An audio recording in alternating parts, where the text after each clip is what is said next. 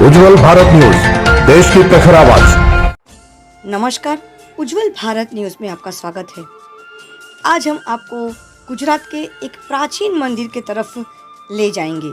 जी हाँ, मैं बात कर रही हूँ श्यामलाजी मंदिर के बारे में। हमारा देश भारत प्राचीन मंदिरों के लिए, उनकी कलाओं के लिए प्रसिद्ध है। हमारे देश में मंदिरों को देखकर पुराने समय की कला, उनके संस्कार और उनकी पूजा विधि साफ झलक उठती है। आज भी उन मंदिरों के दर्शन करते समय ऐसा प्रतीत होता है जैसे हम उस समय के उस दौर में वापस आ गए हो और वही समय, वही रीति रिवाज, वही संस्कृति हम वापस उस समय की ओर चल दिए हो। मंदिर का सर्वप्रथम उल्लेख सतपथ ब्राह्मण में मिलता है। वैदिक युग में प्रकृति देवों की पूजा का विधान था। इसमें दार्शनिक दीवारों के साथ रुद्र तथा विष्णु का उल्लेख मिलता है।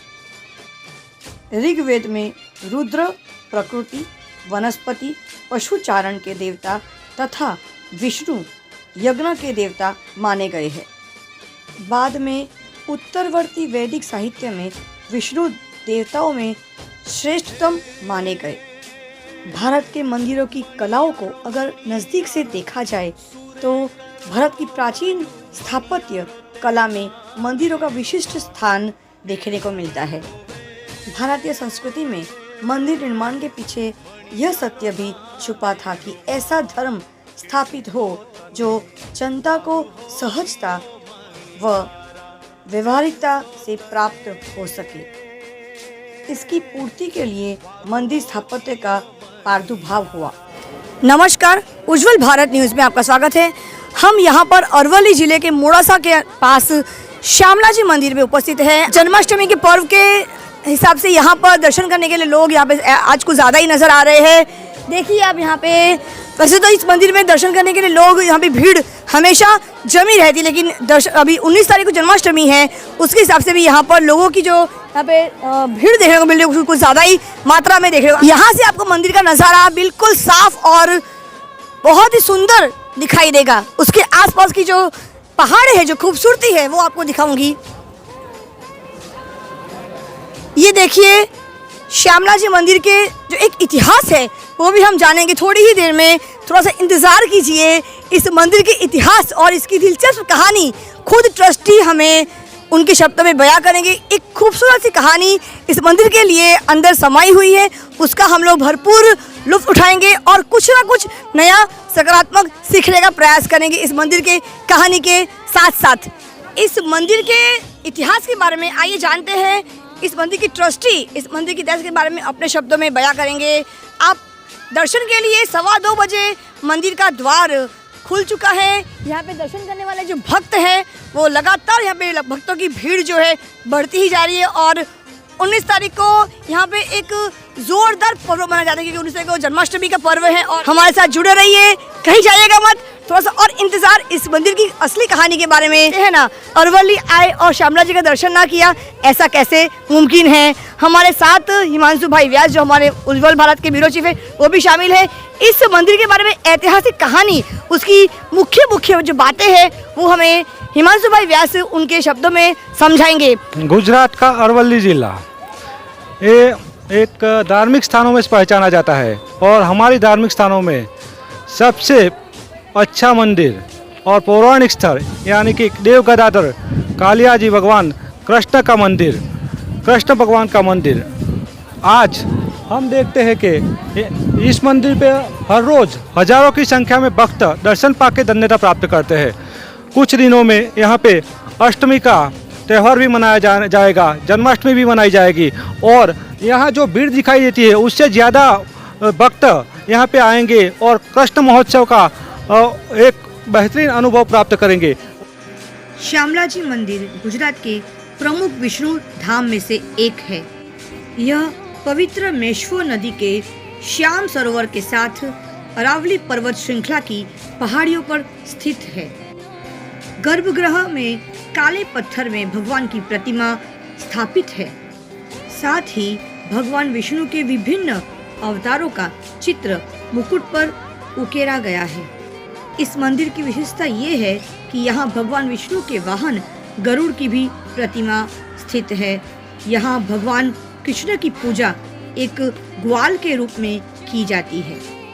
भगवान श्री कृष्ण की पूजा के साथ साथ यहाँ गाय की प्रतिमाओं की भी पूजा जाता है। वैसे तो कई मंदिर है श्री कृष्ण की पूजा, लेकिन अरवली जिले में शामला जी मंदिर बेहद खूबसूरत माना जाता है। यह मंदिर उत्कृष्ट और कलात्मक सुंदरता के लिए जाना जाता है। करीब 500 वर्ष पहले इस मंदिर का पुनर्निर्माण हुआ था। ये मंदिर करीब 320 फीट ऊंचा है। कहा जाता है कि शरद पूर्णिमा की रात में भगवान श्री कृष्ण ने महारास किया था। नमस्कार, उज्जवल भारत न्यूज में आपका स्वागत है। हम यहाँ पर विराजमान हैं आज अरवली जिले के खूबसूरत से मोड़ासा शहर के बहुत ही खूबसूरत श्यामला जी मंदिर, जो खूबसूरत जगह पर स्थित है। आइए ट्रस्टी से कुछ बातें करते हैं और इस मंदिर के इतिहास के बारे में जानने का प्रयास करते हैं। जय श्यामड़िया जी। पहले तो मैं आपको बताऊं कि ये 12वीं सदी में बना हुआ मंदिर है। बहुत ऐतिहासिक मंदिर है। ठीक है, यहाँ पर कार्तिक शुद्ध पूनम के दिन बहुत बड़ा मेला लगता है। काफ़ी यात्री के यहाँ पर आते हैं। श्यामलिया को प्यार से बोलते हैं कालिया ठाकुर। तो ठाकुर के यहाँ पर आके लोग बहुत प्रसन्न होते हैं और ठाकुर आशीर्वाद भी ऐसे प्रसन्नता से देते हैं कि हर मेरा भारत निवासी एकदम स्वस्थ और स्वास्थ्य के साथ में वो बना रहे। धन्यवाद। आपको जो बोलना है वो बोल सकते हो। नहीं, बस अपनी एक श्रद्धा होती है। इधर कोई आता है, कोई खाली हाथ नहीं जाता है। बस वो भी कुछ इस मंदिर के विषय में विशेष कुछ बताना चाहते हैं। आइए उनकी भी राय जान लेते हैं। आपका बहुत स्वागत है हमारे चैनल में। Thank you so much. Shyamala ji भगवान हमारे लिए बहुत विशेष स्थान रखते हैं हमारे हृदय में। मैं स्वामीनारायण संप्रदाय से हूँ और स्वामीनारायण भगवान 200 साल पहले जब पृथ्वी पे थे तो हमारा स्वामीनारायण भगवान के समकालीन उनके पट शिष्य गोपालानंद स्वामी जी, जो यहाँ के बाजू में टोरडा गांव के थे, पूर्वाश्रम में उसका नाम खुशहाल भट्ट था। तो वो जब यहाँ रहते थे, उन्होंने जब दीक्षा ली उसके पहले तो शिक्षक के एक आचार्य के काम कर रहे थे बच्चों को बढ़ाने का, और श्यामला जी वहाँ खेलने जाते थे उनके साथ। तो एक बार खेलने गए और यहाँ पुजारी ने दरवाज़ा खोला तो भगवान भाग के यहाँ गए, दरवाज़ा पूरा खोले उसके पहले। और तब पुजारी ने देखा कि भगवान के पैर में झांझर नहीं है। अच्छा। तो पुजारी बहुत ही हैरान हो गया कि मंदिर की चाबी मेरे पास थी, ये झांझर तो गायब हो गए हैं और यहाँ कोई किवाड़ टूटा नहीं है, चोरी तो हुई नहीं है, तो मुझ पे इल्ज़ाम आएगा चोरी का। अब मैं क्या करूँ? मैं तो गरीब हूँ और मैं क्या करूँगा? ये ट्रस्टी लोग जो है मुझे तो परेशान करेंगे, या तो जेल में डालेंगे। तो फिर भगवान ने, श्यामला जी भगवान प्रत्यक्ष उसको दर्शन दिए और बताया कि मैं खुशहाल भट्ट के साथ टोरडा गांव खेलने गया था, वहाँ उसकी नेल में मेरे झांझर पड़े हैं और मैं भाग के आया हूँ, इसलिए मेरी पामरी बीच में फलाने वृक्ष पे टंगी पड़ी है। फिर यहाँ से घोड़ों पे 2 असवार गए, वहाँ जाके तपास किया तो उनको झांझर मिला उसको, और बीच में रास्ते में पामरी भी मिली। तो ये श्यामला जी भगवान प्रत्यक्ष है यहाँ, ये मूर्ति स्वरूप नहीं लेकिन प्रत्यक्ष विराजमान है।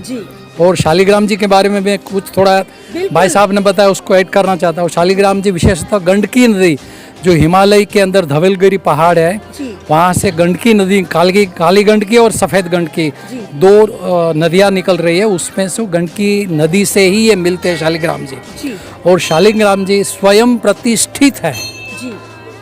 यदि शालिग्राम जी जो शिला होती है वो यदि टूट जाती है तो अंदर से शंख या चक्र या गदा या पद्म वो चिन्ह हमेशा मिलते हैं। और शालिग्राम जी की प्रतिष्ठा करने की ज़रूरत नहीं होती है। वो स्वयं प्रतिष्ठित है और कहीं भी आप उनकी पूजा कर सकते हैं, उसको भोग लगा सकते हैं। अस्तु, जय स्वामीनारायण। बहुत बढ़िया। कहते हैं ना, एक प्रश्न जब मैंने पूछने की कोशिश की, हजारों उसके जवाब मुझे अपने आप मिलते चले गए। मुझे किसी को बुलाने की आवश्यकता नहीं हुई। जैसे ही मैं शालिग्राम के बारे में जानने की कोशिश की, मुझे कुछ कहना ही नहीं पड़ा।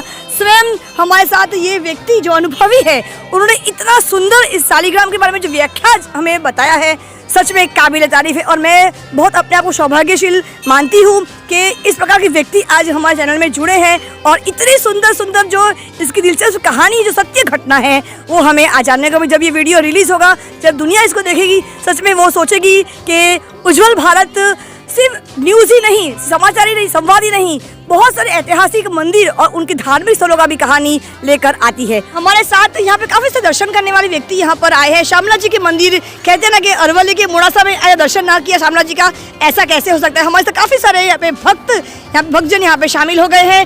आइए पूछते हैं हर एक व्यक्ति से कि वो इस मंदिर में आकर कैसा अनुभव कर रहे हैं। कैसा लग रहा है आपको इस मंदिर में? बहुत अच्छा, बहुत पहली बार आए हो आप? हम 10 साल आते हैं। कहाँ के हो आप? हम प्रॉपर मोड़ासा ही के हैं। और कैसा लग रहा है आपको मंदिर में आकर? खूब बहुत अच्छा लगता है। मेरी मम्मी को हर साल आठम में आती है और यहाँ का आठव का महोत्सव भी बहुत खूब अच्छा आपका है। नाम बताइए और क्या करते हो आप? मैं भाटिया दिगीशा हूँ और मैं BA BEd हूँ। BA BEd, मतलब अभी शिक्षिका बनने की तैयारी कर रहे हो? हाँ, अभी तैयारी। आपका नाम बताइए प्लीज। हाँ, मेरा नाम रीटा भाटिया है जी। और यहाँ पे आती हूँ, मेरे बहुत श्रद्धा है। मुझे के संस्कार होता है, जैसे कि मेरे दिल में भगवान है। जी। और मैं स्कूल में पढ़ाती हूँ मैं।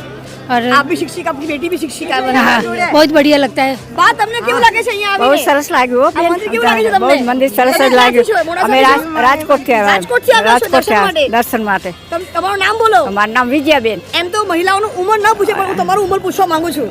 72 વર્ષ 72 વર્ષની ઉંમરે દર્શકો, તમે જાણે 72 વર્ષની ઉંમરે પણ આવી એકદમ એનું સ્ટેમિના જુઓ, કેવી રીતના એ ચાલીને આવે દર્શન કરે છે। ચાલીને આપણે દર્શન યુવા કરે। વર્ગોને પણ આવી એમના જોઈને શીખવું જોઈએ। તમારું ખાવાનું પીવાનું તમારું કેવું છે? તમે શું ખાનપીનમાં તમે લેવો છો આટલા ફિટ તમે આ ઉંમરે? બસ બધું જમો શું તમે દાળ જમો છો? ભાત શાક ખીચડી જે બનાવ્યું અને બાજરાનો બહારની રોટલો વસ્તુ પીઝા બર્ગર એ બધું? ના ના એવું નહીં યુવા વર્ગો ખાસ તમને જાણકારી આપવા માટે હું તમને કહું છું કે આવા અમારા વડીલો જે ફિટ છે, આપણે એટલા ફિટ છે ખરા? ના, કેમ કે આપણે ફાસ્ટ ફૂડના ચક્કરમાં પડ્યા છે, એટલા માટે આપણે ફિટ નથી। એટલે આવા વડીલોને જોઈને આપણે બસ સ્વસ્થ રહેવું છે। આપણે સ્વસ્થ હોઈએ તો જ આપણે આવી રીતે આ ઉંમરે બી દર્શન થાય। એ તો સ્વસ્થ ન રહેશું તો આ ઉંમરે દર્શન થશે ખરું? ના થાય। उज्जवल भारत न्यूज़, देश की प्रखर आवाज, सीमा भट्टाचार्य, अरवली, मोड़ासा, श्यामला जी के मंदिर से धन्यवाद। आपको ये वीडियो कैसा लगा? लाइक, शेयर और कमेंट बॉक्स पर लिखकर हमें बताइएगा। उज्जवल भारत न्यूज़, देश की प्रखर आवाज़। धन्यवाद।